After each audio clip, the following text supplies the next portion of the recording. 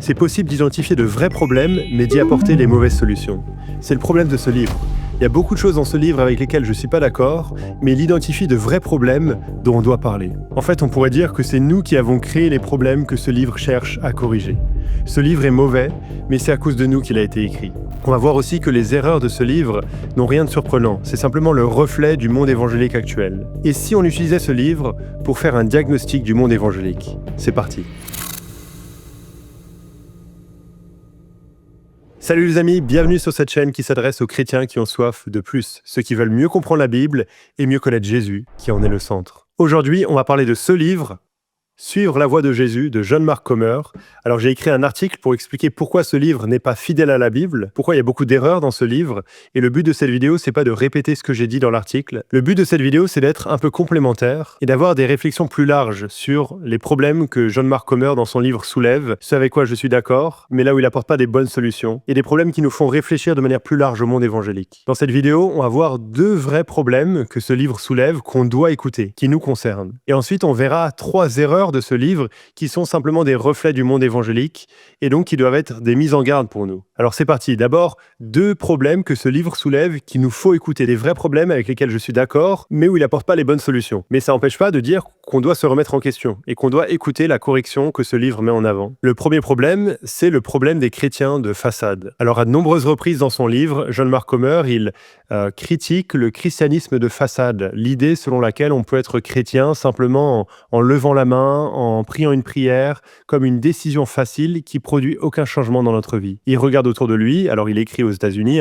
mais c'est un peu la même chose partout, on pourrait dire. Il regarde autour de lui et il voit beaucoup de gens qui se disent chrétiens, qui portent le nom de chrétiens, mais c'est simplement un christianisme culturel, de façade. C'est une profession de foi qui ne porte aucun fruit dans la vie. Regarde ce qu'il dit à la page 35. Le problème, c'est qu'en Occident, nous avons créé un milieu culturel où l'on peut être chrétien sans être apprenti de Jésus. Alors, je suis pas tout à fait à l'aise avec sa formulation « apprenti de Jésus ». J'explique pourquoi dans l'article. C'est pas une bonne traduction du mot « disciple », ou en tout cas, c'est faux de dire que c'est ça la bonne traduction dans le sens où lui, il l'entend. Mais il a raison dans le sens où on a créé un milieu dans lequel on peut être chrétien sans que ça porte aucune conséquence dans notre vie, à part peut-être le dimanche matin. Un peu un christianisme comme un déguisement qu'on revêt à certains moments. Et là, je rejoins vraiment Comer dans sa critique d'un christianisme où le fait de devenir chrétien est simplement compris comme lever la main, prier une prière. Un peu une décision facile sans une réelle compréhension de l'évangile. Et là, je crois que Comer met le doigt sur des vrais problèmes qu'il nous faut prendre au sérieux, où on a totalement mis de côté la conversion biblique, où on pense que devenir chrétien, c'est simplement justement une décision visible, manifeste, et on a totalement mis de côté la conversion intérieure dont la Bible parle, la nouvelle naissance qui va produire un fruit dans notre vie. Et donc le résultat, c'est que beaucoup de gens pensent être chrétiens, beaucoup de gens portent le nom de chrétien, simplement parce qu'ils ont répété une prière, simplement parce qu'ils ont levé la main lors d'une réunion, alors qu'ils n'ont jamais connu de conversion biblique. Et donc ça donne des gens qui portent le nom de chrétien, sans vivre comme des chrétiens, un christianisme superficiel, une religiosité que la Bible elle-même condamne. Ça, c'est un vrai problème. Alors malheureusement, la solution que Comer met en avant n'est pas la bonne solution. Le but de son livre, de Comer, c'est de dire mais on doit être des apprentis de Jésus, on doit vivre comme Jésus a vécu, on doit l'imiter, et c'est ça qu'on doit faire. Alors, bien évidemment, on est appelé dans la Bible à ressembler à Jésus. Je crois que c'est un appel moral, à ressembler moralement à Jésus. Mais ce que Comer veut dire, lui, c'est qu'on doit tous avancer sur ce chemin de l'imitation. Et c'est ça, l'évangile, c'est ça qu'on doit mettre en avant, qu'on doit être des apprentis de Jésus. Le problème, comme je l'explique dans l'article, c'est que Comer met de côté la conversion biblique, qu'il y a un avant et un après. Aucun de nous, on ne naît en ayant le désir dans notre cœur de suivre Jésus. On naît plutôt en étant rebelle à Dieu, enfant de colère, mort dans nos péchés. Et on a besoin d'une conversion radicale. Jésus lui-même l'a dit dans Jean au chapitre 3 à Nicodème, « Si quelqu'un ne naît de nouveau, il ne peut pas voir le royaume des cieux. Il ne peut pas entrer dans le royaume des cieux. » On a besoin d'une nouvelle naissance. On a besoin que l'Esprit nous donne la vie spirituelle. On a besoin de passer des ténèbres à la lumière. On a besoin d'être libéré de l'esclavage du péché. Et donc oui, on ne doit pas faire de clivage, comme il le dit lui-même, entre l'évangélisation et la formation de disciples. C'est ce qu'il dit à la page 38. Il a tout à fait raison. Mais mon impression, c'est que dans son livre, il met totalement de côté l'aspect évangélisation. En raison de certaines dérives, d'une évangélisation vécue juste comme une décision où il n'y a aucun discipulat après, eh bien, il met de côté totalement l'aspect évangile, le message du salut, qui est essentiel. En fait, c'est là que ça commence. Et si on regarde ce que la Bible enseigne, l'évangile, le vrai salut, va produire du fruit. C'est ça la solution, de revenir à une compréhension saine de l'évangile qui implique non seulement le salut, le fait d'être pardonné de nos péchés, mais aussi la vie de sainteté. L'évangile produit les deux en nous. C'est ce que Jacques, chapitre 2, nous dit. Il y a une foi qui est morte, qui ne produit aucun fruit, mais la vraie foi qui sauve, elle va produire du fruit, elle va produire un changement dans notre vie. C'est ce qu'on voit également dans Matthieu chapitre 7, quand certains disent à Jésus au jour du jugement, « Seigneur, Seigneur, on a fait toutes ces choses en ton nom », et Jésus leur dit, « Je ne vous connais pas ». Parce que ce qui compte, c'est pas la religiosité externe, mais c'est le fait de vivre en conformité avec la conversion intérieure. Alors ça, c'est vraiment une mise en garde qu'on doit prendre au sérieux, un problème avec lequel Comer a raison. On ne doit pas mettre en avant un christianisme de façade. On ne doit pas penser que l'évangélisation, c'est chercher des décisions rapides, visibles. Non, ce qu'on doit chercher, c'est ce que les gens comprennent réellement l'évangile, comprennent leurs péchés, comprennent la sainteté de Dieu, comprennent le jugement auquel ils font face, comprennent la mort de Jésus sur la croix, le sauveur qui peut les racheter de l'état de perdition dans lequel ils sont. On veut qu'ils comprennent ces choses-là, on veut leur expliquer de manière simple, de manière adaptée. Parce que quand ils placent leur foi dans ce message-là, c'est là que la vraie transformation a lieu, par la puissance de Dieu en eux. Le deuxième problème que Comer met en avant et sur lequel il a raison, c'est le danger des réseaux sociaux et le besoin d'une vie simple. Alors, ça revient pas énormément dans le livre « Suivre la voie de Jésus », mais c'est quand même présent, il le met en avant. Ça revient surtout dans d'autres choses que Comer fait, dans d'autres écrits, d'autres enseignements qu'il donne en ligne, où il met vraiment en avant le besoin qu'on a de limiter les réseaux sociaux, de limiter l'envahissement numérique que l'on peut vivre aujourd'hui, et le besoin de retrouver une vie simple. Et honnêtement, je crois que c'est un message qu'on a besoin d'entendre. On doit réaliser que les réseaux sociaux ne sont pas neutres. Ils sont en train de bouffer notre temps, notre énergie, notre attention, notre cerveau. Surtout pour les jeunes. Alors ça veut pas dire qu'on doit tout rejeter, je suis en train de faire une vidéo sur YouTube en ce moment même, mais ça veut dire qu'on doit être vraiment intentionnel dans notre utilisation des réseaux sociaux. Parce que sinon, c'est eux qui vont nous contrôler. On n'est souvent pas conscient de l'impact négatif que les réseaux sociaux ont. Et c'est que maintenant qu'on commence à se réveiller, qu'on voit différents pays prendre des mesures assez radicales pour limiter les réseaux sociaux, les smartphones chez les plus jeunes, parce qu'on voit que ça a des conséquences désastreuses. Et donc, une excellente chose que tu peux faire pour ta vie spirituelle, pour ta santé physique, pour ta santé mentale, c'est de limiter les réseaux sociaux, de maîtriser ton smartphone. Là-dessus, je rejoins totalement Comer. Et aussi sur le besoin d'une vie simple, où on est dans un activisme, où on pense que ce qui compte, c'est la productivité visible, etc. Là aussi, je crois que c'est un message assez bon qu'on a besoin d'entendre. Mais attention à ne pas aller trop loin. Et c'est là la mise en garde. C'est là où Comer me semble encore identifier un bon problème sans apporter la bonne solution. Ce que Comer met en avant, c'est un idéal monastique de moine. C'est une vie de moine revisitée. Quelqu'un a dit que c'est la vie de moine pour la génération TikTok. Et je crois que ça décrit assez bien ce que Comer essaye de faire. Comme si on allait avoir une vie spirituelle plus pleine, si on avait moins de choses, moins de plaisirs de ce monde, si on passait plus de temps à jeûner, à prier, à faire certaines pratiques que lui recommande. Et là, on doit faire attention. Parce que la Bible met en garde contre le fait de mettre l'accent sur certaines pratiques spirituelles, sur une ascèse, le fait de se priver de certains plaisirs, en pensant que c'est ça qui va nous donner la plénitude spirituelle. En fait, la fin de Colossiens chapitre 2 a été écrite exactement pour prévenir contre ce danger. Il est parlé dans Colossiens 2, versets 22 et 23, de préceptes et d'enseignements humains qui ont, il est vrai, une apparence de sagesse en tant que culte volontaire, humilité et rigueur pour le corps, mais qui ne méritent pas d'honneur et contribuent à la satisfaction de la chair. C'est des choses qui paraissent spirituelles, de priver son corps, de faire des choses dans le but de chercher à plaire à Dieu. Mais s'il ne s'agit pas de commandements que Dieu nous a donnés, s'il ne s'agit pas d'être fidèle à la Bible, mais de commandements qui ont été ajoutés par les hommes en laissant penser que si tu fais ça, alors tu auras vraiment la plénitude, tu auras vraiment une vie simple, une communion réelle avec Dieu, alors ça n'a que l'apparence de la sagesse.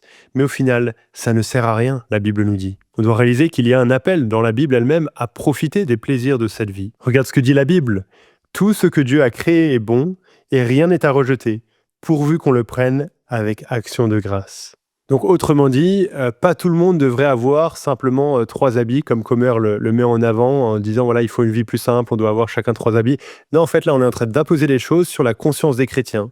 On est en train de mettre des règles que la Bible ne met pas. Il y a une liberté qui nous est donnée de profiter de la vie, oui, de vivre à la lumière de l'éternité, oui, de vivre avec une priorité à l'évangile et aux réalités spirituelles, et en même temps, ce à quoi ça va ressembler, ça va dépendre de chacun.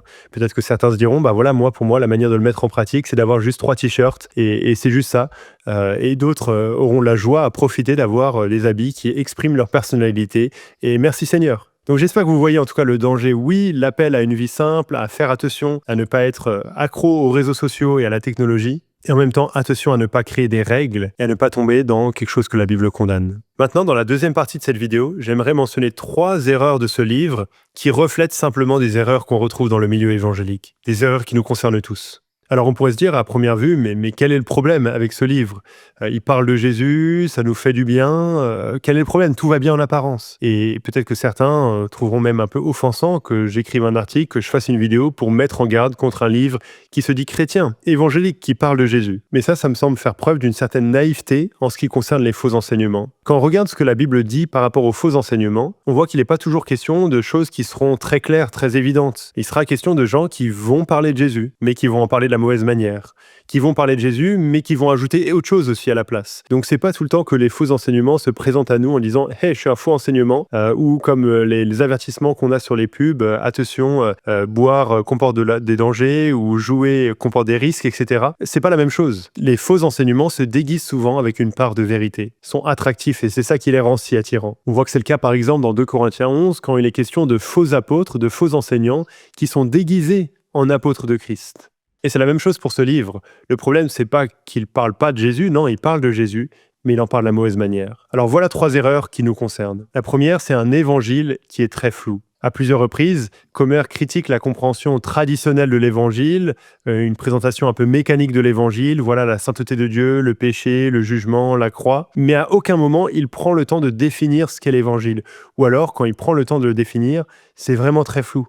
Voilà par exemple ce qu'il dit. Je te donne un exemple pour que tu vois un peu à quoi ça ressemble. À la page 180 de son livre, l'évangile, donc voilà sa définition, c'est que Jésus est la puissance ultime de l'univers et que la vie avec lui est désormais accessible à tous. Par sa naissance, sa vie, ses enseignements, ses miracles, sa mort, sa résurrection, son ascension et le don de l'Esprit, Jésus a sauvé, sauve et sauvera toute la création. Et par l'apprentissage de Jésus, nous pouvons entrer dans ce royaume et dans la vie intérieure de Dieu lui-même. Alors on peut se dire, mais quel est le problème? Il parle de la mort de Jésus, de sa résurrection, il utilise un langage religieux. En fait, si on prend le temps d'essayer de comprendre ce que ça veut dire, c'est très flou.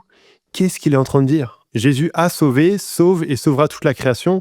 Vraiment? Alors oui, la rédemption que Christ a accomplie a des implications cosmiques pour tout l'univers, mais est-ce que ça veut dire que tout le monde sera sauvé, chaque être humain sur cette terre? Alors c'est pas qu'il est en train de dire ça explicitement, mais il est tellement flou qu'on sait même plus ce que ça veut dire. La Bible est claire là-dessus, que certains ne seront pas sauvés, que seuls ceux qui ont placé leur foi, une foi qui sauve en Jésus, seront sauvés. Et donc ça devrait être clair dans notre présentation de l'Évangile, qu'il s'agit d'un message de salut, de vie ou de mort. Mais on le retrouve pas du tout ici. C'est encore plus frappant avec la fin de son paragraphe, quand il dit par l'apprentissage de Jésus, nous pouvons entrer dans ce royaume.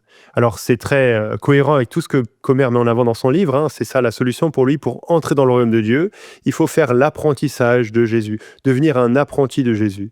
Et ça c'est un de mes grands problèmes avec ce livre, où il met de côté totalement la conversion biblique. Jésus n'a pas dit à Nicodème, pour entrer dans le royaume de Dieu, tu dois faire l'apprentissage, mais il a dit, tu dois l'être de nouveau. C'est ça la seule solution. Tu dois avoir une vie spirituelle qui est donnée par Dieu lui-même, par son esprit. Parce que par nature, on est mort et perdu dans nos péchés. Comer parle comme si c'était un processus graduel, ici à d'autres endroits dans son livre, que voilà, on est chacun un peu à différents niveaux d'avancement dans ce chemin, mais la Bible en parle comme quelque chose de très binaire. Soit on est dedans, soit on est dehors. Soit on est sauvé, soit on est complètement perdu. Soit on est en route pour la vie éternelle, l'éternité avec Dieu, soit on est en route pour le jugement éternel que nos péchés méritent. Et ça, je crois que c'est quelque chose qu'on retrouve assez facilement, malheureusement, dans le milieu évangélique. Une définition très floue de l'évangile, où on prend jamais le temps de se dire, mais c'est quoi l'évangile? De quoi est-ce qu'on parle? Est-ce que ce que l'on met en avant comme étant l'évangile, c'est un résumé fidèle de ce que la Bible enseigne? On n'aide personne si on prend pas le temps de définir de quoi on parle, surtout s'il s'agit du message le plus important au monde. Dans Galates au chapitre 1, Paul est fou furieux envers ces chrétiens de Galatie parce qu'ils ont corrompu l'évangile, parce qu'ils sont attachés à un faux évangile, parce qu'ils ont changé ce message. Et donc ça nous montre que c'est le message le plus important au monde, qu'on ne peut pas le prendre à la légère, qu'on doit être sûr de bien le comprendre. Et donc pour bien le comprendre, ça implique des vérités, ça implique des énoncés. On doit pouvoir dire voilà ce qu'est l'évangile et voilà ce qui n'est pas.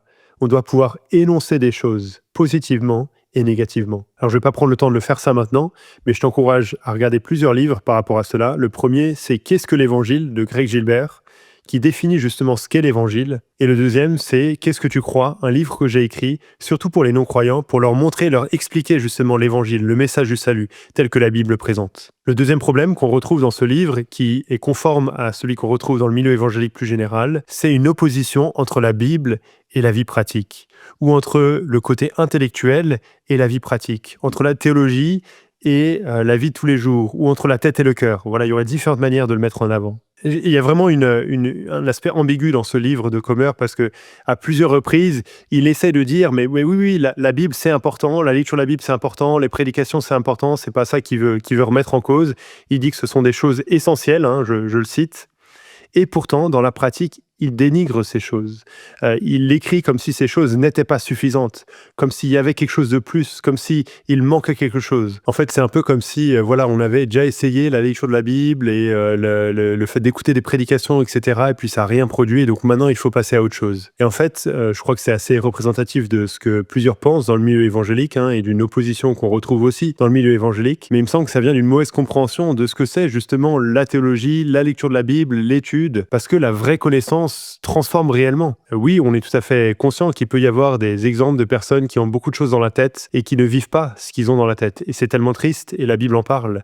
Mais la vraie connaissance de la Bible, elle transforme. La Bible nous dit que la parole de Dieu, c'est comme une épée à double tranchant. Est-ce que ça peut vraiment nous laisser insensibles? Dans Romains 12, il est parlé de la transformation par le renouvellement de l'intelligence. Donc on voit bien que le schéma biblique, c'est que la transformation commence dans notre cerveau, dans notre tête, avec des vérités à croire qui vont ensuite descendre dans notre cœur. Et donc on ne peut pas opposer la lecture de la Bible, la prédication avec la pratique, avec une vie chrétienne authentique. Non, en fait, ce que la Bible vise, c'est toute notre personne, c'est à nous changer, nous transformer, et alors qu'on comprend la parole de Dieu, alors que l'Esprit agit dans nos cœurs, ça va véritablement nous transformer. Quand la Bible parle de la piété, il s'agit à la fois de la connaissance, de l'attachement aux bonnes vérités et de la bonne manière de vivre, les deux. Et c'est ça que veut produire en nous la parole de Dieu. Alors je suis tout à fait conscient qu'il peut y avoir des enseignements qui sont ennuyants, qui sont mal adaptés, qu'on comprend pas, etc. Mais on doit réaliser que le problème, c'est pas la Bible. Le problème, c'est pas l'étude de la Bible. Le problème, c'est pas la prédication. C'est pas toutes ces choses-là. Parce que ces choses-là sont des moyens que Dieu a voulu nous donner pour notre transformation. Ce qu'on a tous besoin, c'est de mieux comprendre, de mieux connaître la parole de Dieu. C'est de là que vient la transformation. C'est de là que viendra le vrai changement. Alors je suis conscient qu'on pourrait dire beaucoup plus là-dessus, qu'il faudrait dire beaucoup plus, comme sur tous ces autres points, mais j'espère que ça vous aide au moins à comprendre certains des éléments que ce livre met en avant, qui ne sont pas justes et auxquels il faut faire attention. Troisième problème, et qui nous concerne aussi, qui concerne aussi le monde évangélique, c'est un marché de spiritualité. En fait, c'est vraiment frappant de constater que tout au long du livre, l'auteur cite des gens de toutes les traditions. Il y a des orthodoxes, des catholiques, des protestants, des mystiques, des moines, etc. Il cite des gens de toutes les traditions sans qualifier, sans rien trop préciser. Et en fait, c'est frappant qu'il cite des gens de toutes les traditions qui sont même pas d'accord entre eux sur des sujets très importants. Et c'est ce qui fait que n'importe qui, de manière très large, porte le nom de chrétien, pourra lire ce livre sans y trouver rien de gênant, en fait. Et je crois que ça, c'est un bon exemple du pluralisme religieux qui a infecté même nos milieux évangéliques. Alors quand on parle du pluralisme, on en entend parler surtout quand on parle de différentes religions, de l'idée qu'il y aurait plusieurs vérités, chacun peut avoir sa vérité, il n'y a pas une seule vérité, il n'y a pas une seule religion qui est vraie. Alors ça tient pas la route, hein, face à ce que la Bible met en avant. Jésus dit bien « Je suis le chemin, la vérité et la vie ». Il y a un seul chemin pour accéder à Dieu, pas plusieurs. Mais cette notion de pluralisme, elle s'est infectée dans nos milieux évangéliques. On a un pluralisme évangélique où chacun peut avoir sa vérité. Alors, je suis tout à fait d'accord qu'on doit interagir les uns avec les autres avec respect, avec amour, avec beaucoup d'amitié. Et je crois que malheureusement, on n'a pas été des bons exemples de cela. On s'est souvent jeté les pierres, tapé dessus, etc. Mais il y a une différence entre ne pas se taper dessus, discuter avec courtoisie et dire qu'on croit tous la même chose, parce que c'est pas vrai. On a des manières différentes de comprendre la foi chrétienne sur des points importants.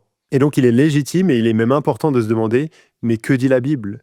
Quelle est la vérité? Est-ce que Dieu s'est exprimé sur ce sujet dans la Bible? S'il l'a fait, alors il n'y a pas plusieurs vérités, il n'y a pas plusieurs choix possibles, il y a une seule option possible. Donc attention à la soupe de spiritualité où on pioche à droite à gauche, où chacun peut avoir sa vérité, où tout le monde a raison et personne n'a tort, parce que ça c'est le premier indice d'un faux enseignement, ou en tout cas c'est la porte ouverte à des faux enseignements. Alors j'espère que ça vous a aidé à comprendre pourquoi ce livre est important, pourquoi les problèmes que ce livre soulève est important. Alors est-ce que vous êtes d'accord, pas d'accord? C'est à vous de le mentionner, de le dire en commentaire. En faisant une vidéo sur YouTube, je ne m'attends pas à ce que tout le monde soit d'accord. Est-ce qu'il y a d'autres problèmes que vous voudriez mentionner? On continue à échanger à propos de ce sujet en commentaire. J'aimerais terminer en te recommandant rapidement 2 livres qui sont bien mieux que ce livre. Le premier, c'est Vivre pour Jésus de Raphaël Charrier, qui explique ce que ça veut dire de vivre pour Jésus, d'être disciple de Jésus, et il le fait en étant fidèle à la Bible. Le deuxième livre, c'est Trouver sa joie en Dieu, où l'auteur met en avant les moyens que Dieu lui-même nous a donnés pour qu'on puisse vivre l'intimité avec Dieu. Et là encore, en étant fidèle à la Bible. Si t'es pas abonné à cette chaîne, n'hésite pas à t'abonner en cliquant en dessous de cette vidéo. Ça encourage, ça soutient la chaîne et ça permet que tu rates pas les prochaines vidéos. À tout bientôt les amis.